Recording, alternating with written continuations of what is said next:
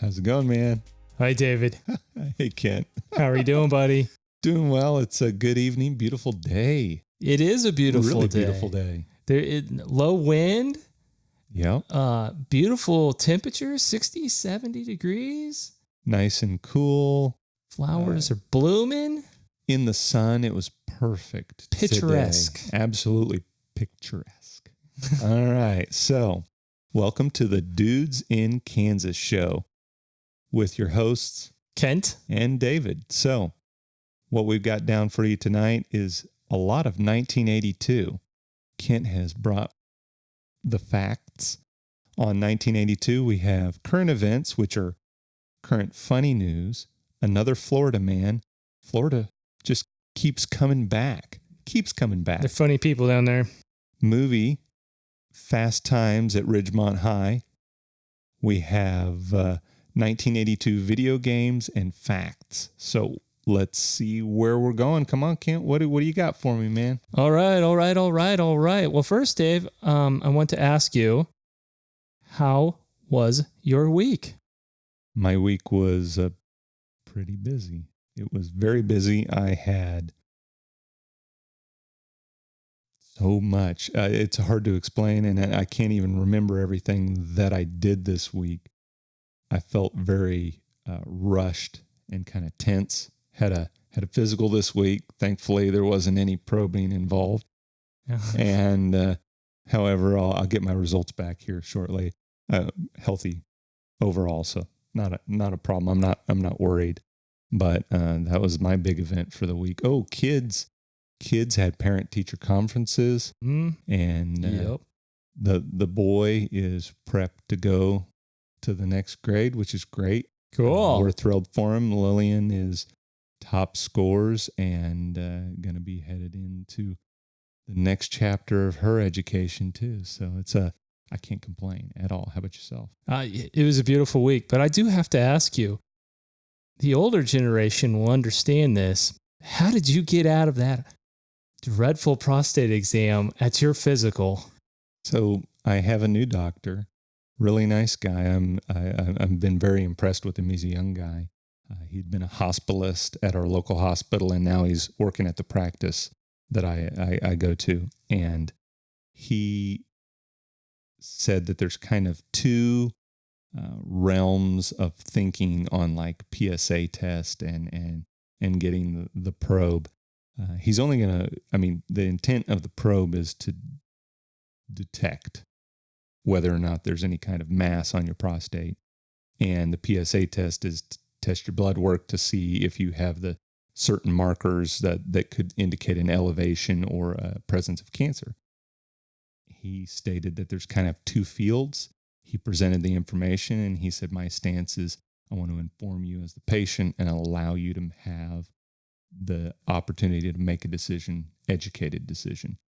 And, essentially said, well, if it's not needed and we've kind of got two areas that aren't clear on what we should do, so they went ahead and did the PSA test as part of the blood work, but not the finger of friendship. Dude, that's a rather impressive technical answer. All I know is I need to change doctors. Your doctor like to check it out. Oh my gosh, it's so uncomfortable. Yes, it is. Anyways, back to my week. Fantastic. The grass is green and the girls are pretty. Can't complain on that. That's right. I mean, this was a perfect day for your work, or perfect week for your work. Oh yeah. The grass, I'm mowing it. It's looking good. It looks like carpet out there. It does look like carpet. Dandelions are dying. Trees are blooming. Flowers are growing. Yeah. I can't complain. Spring is fully here. We're living it. Spring is here. The only complaint is the allergies. Yeah. I think we all got them. Exactly. So, David, I want to talk about this funny news I heard. Coming out of Florida again. Florida, I love you.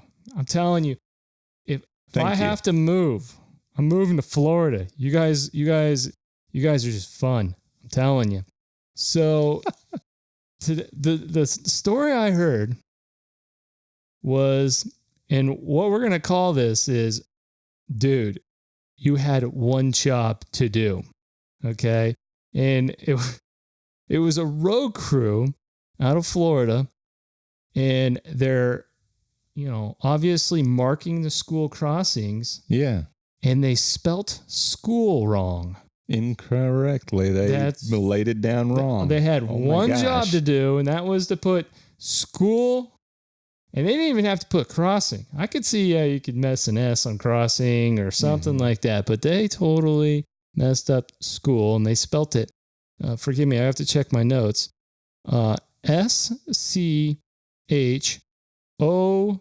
SCHOHOL. Now, okay, I know. I can understand, like, when you go into, your spell checker, like when you're doing like on texting on your phone, because many times when I've tried to use the spell checker, Siri messes it up.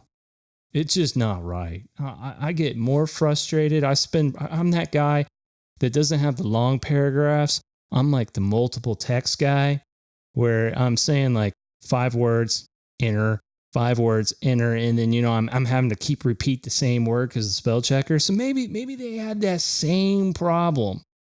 Or I've done that before on Word, on Microsoft. I've screwed up words so bad the spell checker can't even figure it out. I've had that recently, actually, texting on the phone. Been typing in the word. It's like, I know I'm really, really close, but it can't for the life of me figure out what I'm trying to say. Exactly. Just the way it is, I guess. So maybe in their defense, I mean, school's a rather easy word to spell, but maybe they had a spell checker problem, because I often have that. Or maybe, let's see, David, if you can remember this movie, a group of Southern California students enjoying the most important subject, sex, drugs, and rock and roll, back in 1982. Yeah, the Fast Times at Ridgemont High. Exactly. Oh, yeah. So maybe they thought they were those Southern California, dudes and dudettes. Well, has Florida made it legal? Pot? Oh, I have no idea. We may need to check, because they could have been. They could have been on the road crew may have been token before stroking out the letters. Nice word. I love it. I love it. So that leads. And so in the defense of the school, the school road crew, I'm gonna throw them a bone and hope it's bad spell checker. That's all I can guess, because, I mean, it wouldn't be the first time. There was that great commercial. Who are the chefs? It's like, oh, darn it. Exactly. I remember, was that like a Butterfinger or a Snickers or a Baby Ruth? Somebody leave a comment down below. Tell us which one it was. Maybe they'll remember that commercial too. I remember the punchline of the commercial, but not who it was for. So that's funny. So back to our movie though. Let's talk about Fast Times at Ridgemont High. This would have been the American Pie of the early 1980s. No kidding. Yeah, I'd agree with that. And it had a great cast in it. The movie had Anthony Edwards, Sean Penn, Phoebe Cates, Jennifer Leigh, Forrest Whitaker, Eric Stoltz, and Nicolas Cage in it. This all-star cast. They're all young. No kidding. That was breakout for them. Oh, it was. Yeah, that's probably that could have been the spark for most of their careers. Just like the American Pie cast, yes, it was probably one of those movies that pushed them into the stardom, they would say. With all that being said, it's a good movie. I don't know if any of you all have seen it before, but please comment down there. I think it's a fun movie. That's why I wanted to mention it. It's been a while since I've seen it, but it's definitely a classic. And by the way, it is rated R. There is a lot of very, very promiscuous scenes in it. It's rather. So it's ticking on all the boxes, is what you're saying? Yes. Okay. It's a great movie. There you go. So not kid friendly, but for all you adults out there, you're good to go. Exactly. So that leads me into the topic of 1982. Hey, where were you in 1982? Exactly. I was 2. Yeah, me too. Well, at least for part of it. But some fun games came back out in 1982. I know there's a few that you've played in your time. And the game Joust. Oh, yeah. My dad, he was a huge fan of Joust, and I can remember playing it regularly. Joust made a very popular comeback in a movie just recently released called Ready Player One. Yes, the book was amazing. The movie was a pretty good adaptation. I wouldn't say that it ticked all the boxes for the readers of the book, but a great movie, fun to watch. And Joust was a big part of the book in the first gate. It was exactly, love it. Another cool movie or video game that came out was Donkey Kong Jr. Yes. No way. Yes. And then, as I've said in the past in our podcast, I'm a huge racing fan. Pole Position. Oh. Do you remember Pole Position? Had the steering wheel and the little... Oh, yeah. Shift and go. Drive like a maniac. Which brings me to say, I think we should make a cameo back at the arcade again. We've been recording these instead of going to the arcade, and I think we need to go back to the arcade because I've been thinking about it recently. They've got some new games that at least that you were telling me about. For anybody who's watching, if you're a Wichitan or if you're not, you probably have in your local community a group of 30 to 50-year-olds who got together and said, hey, we really love arcades and arcade machines. Let's put together a space for them. And in Wichita, Kansas, that place is called Arcade. It's down on, is it Meade? Yes, it is. I believe so. In the old town, right off of Douglas, between Douglas and First, and actually right near KMUW, our local public radio station. And it's called simply Arcade, and it is awesome. I'm not sure what their current rates were or are, but they were $10 for unlimited play. It was a heck of a deal, especially to play the old vintage arcade games. I mean, these guys, they are truly legit. These are old school stand-up arcade games that you can go play. They're on free play, and you can just play for hours. It's amazing because I can remember dumping tons of quarters when I was a kid. Oh, yeah. The amount of time we played there and the number of games that we played there so far would equate to probably hundreds of dollars worth of quarters. Last time we were there, we both played and beat Teenage Mutant Ninja Turtles arcade, the good old TMNT arcade. I know you really like Spy Hunter, and I like to play Tempest quite a bit, and Pac-Man. Pac-Man's typically pretty packed. So I sit over at Tempest. Not a lot of people playing it, but it's a lot of fun to play. It was great. They had the old Tron game. Mm-hmm. Tron, they've got pinball machines. Pinball machines, I think, still take a quarter.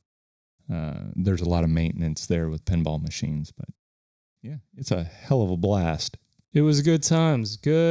So, David, I want to talk some facts about 1982. Okay, bring it. I thought some cool stuff was, the most interesting piece I found was the world-changing event for 1982. Yes, people, I said the world-changing event. The Commodore 64 became the first popular home-use computer. A lot of people older than us and our age that have very fond memories of the Commodore 64. So I thought that was very interesting. And the music, the most popular song, there was many, I Love Rock and Roll by Joan Jett and the Blackhearts. Excellent song. It is, most isn't it? Excellent. I guess that's why it was popular. It's an excellent song. So that leads me into my next fun-filled adventure to figure out 1982. So I actually found these on the internet. Holy cow. the top 10 facts of 1982. That's a lot of stuff on that sheet, man. That is, I'm telling you. So I'd like to start off here. I want to read a couple of these, David, and please stop me if you have some interesting info you want to stop. We're going to go from number 10 here. Time Magazine's Machine of the Year is the computer. Yeah, I could see that because it blasted onto the scene pretty much. Exactly. Next fun fact, World Series champions were the St. Louis Cardinals. The Super Bowl champs were the San Francisco 49ers. And the NBA was the Los Angeles Lakers. Interesting. Billboard's number one song on January 29th, 1982. Oh, it's a great one. Yeah, everyone should remember this one. Let's Get Physical by Olivia Newton-John. Again, that anybody of the age that remembers that video very vividly, especially if you're a young man or an old man or a middle-aged man, for that matter of fact. It was a very cool music video. Mm-hmm. My next one is the most popular TV show was 60 Minutes, followed up by Dallas. Back before 24-hour news, where you weren't inundated by news, but actually had to sit down and devote some time to learn about it. There you go. Cool.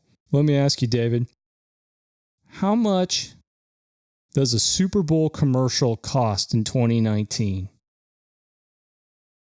I hesitate to even offer up an answer, but it's probably 30 seconds is some increment of $10 million.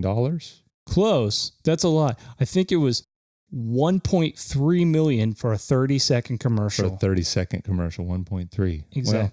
Well, I overshot that one a little bit. That's okay. Price is Right would have shot me out, No. I was over. You did great. Don't worry. It was a tough question. I put you on the spot. In 1982, the cost of a Super Bowl commercial was $324,000. How the times have changed. That's right. Now with adjusted inflation,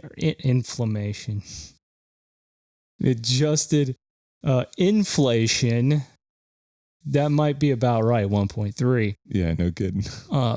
I love cars, so this was a cool one. GM introduced the Saturn Car Company. That kind of makes me sad when you think about it's gone now. It is gone. They during the recession of 2008, 2009, they closed that whole, liquidated it. Nobody wanted to buy it. Kind of Pontiac. We lost some gems. I wouldn't say Saturn's a gem, but I'd say Pontiac was a gem that was lost to the recession. Agree. You've heard of a little arcade or a little gaming company called EA, don't you? Yes, they dominate most of the headlines of games now. Electronic Arts, yes. Mm-hmm. They were founded in 1982. 1982, what was their first game? Do you know? Great question. Don't know. Oh, sorry. No, I thought it was just cool. They were founded in 1982. No kidding. I wonder what. We'll have to look it up and come back. Or if you know, leave it in the comments. That would be awesome. Give us some fact checking. The next one, very famous movie, came out in 1982, by the way. E.T. Phone Home, most famous quote of 1982. My parents took me to see that in 1982 when the movie came out. And I can remember the scene at the beginning with the Reese's Pieces. And I remember bawling my eyes out and my parents having to take me out crying because E.T. left. I didn't want E.T. to leave. He was my jam. He was my bro. And I didn't want him to leave, so I was crying hysterically. And my wife, she went and saw it too, but she was in diapers, so she didn't remember any of it. That's a movie I need to introduce to my children. That's like a, what do you want to call it, a relic? It's one of those staple movies of our generation, and it's also, it's classic Spielberg. It's a great flick. His entire production studio uses the E.T. and Elliot flying over the moon as part of their emblem. So it's pretty iconic. True dat. Mm-hmm. Another fun one. Late night hosts were Johnny Carson, and the Late Late Show was David Letterman. Both retired. And my most favorite one. Now, I had one of these when I got into the late 80s, early 90s, and that was a Sony Walkman. I had a Sony Walkman too. I had a couple of them, and Lillian, she has my old Sony Walkman and listens to tapes on it. Okay, David, so I'm going to ask you, in 1982, how much do you think that little Walkman cost? Too much? Yes. I can't even guess. Okay, check this out. $129 in 1982. And folks, that would be an equal to $344.78 in today. So it's not too indifferent than buying like an iPod Touch or something like that for if anybody actually just listens to music on a iPod Touch. But isn't that trippy? That is pretty trippy. $300. That would be what it would be like cost today back in 1982 to buy a Walkman with a cassette tape. I don't think I would have bought one back in 1982. That would have been too rich for my blood. Too rich for my blood now. I'm not going to buy a music player for that much now, but that's just me. But that was some interesting facts in 1982. And by the way, for the viewing audience, like we mentioned before, we were 2 at that time. So yeah, didn't have a lot of expendable cash. Exactly. And my parents, I know they weren't ponying up that much for a Walkman for me. My dad was ponying up that kind of money, though, for a full-fledged CD player. It was way more than $200 or $300. You mentioned that in the last podcast. Yeah. Which that is very cool that he got one of those. Yeah, he was in the oil industry at that point, and it was booming. So there was some flow of cash to go around. Does your dad still have that? I wish he did. He got rid of it a couple years ago. He asked me if I wanted it, and at the time I was in a tiny little rental, and I didn't have the room, and I was like, no, I don't want it. And now I wish I had it really, really bad. It played every CD you put in there. You know how in the 90s you'd put when recordable CD players, or not players, but discs became more common, and you'd burn, you'd make your mix CDs. Mm-hmm. Well, you'd put that in certain players and they wouldn't read it because they wouldn't read the rewritable CDs or the recordable CDs. That player played everything. If you put in a data disc, you could hear the data being played digitally over the speakers. Wow. It played everything. So I wish I still had it. It was cool. That is cool. So, audience, in the comments section, tell us where you're at in 1982. You got some fun facts? You got something cool to say? Let us know. I want to hear about it. I think it's cool, man. Otherwise, David, that's all I got for today. All right. Well, I think that's all you need. That's a fun. I didn't know so many things that we take for granted or like or enjoy came out in 1982. I would have thought maybe a little later. I didn't know. So I appreciate you bringing it to our attention. You're welcome. All right. Well, please subscribe through whatever listening or viewing channel you're getting us through. We're the Dudes in Kansas show. You can find us at Podbean, iTunes, Google Play Music Podcasts, and on YouTube. Like and leave constructive feedback. Be gratefully helpful. We're trying to build this, see where it goes. Hopefully you enjoy our content. Hopefully you enjoy what we're doing. We're trying to bring something light, entertaining, not too deep, not too heavy. And there you go. So thank you.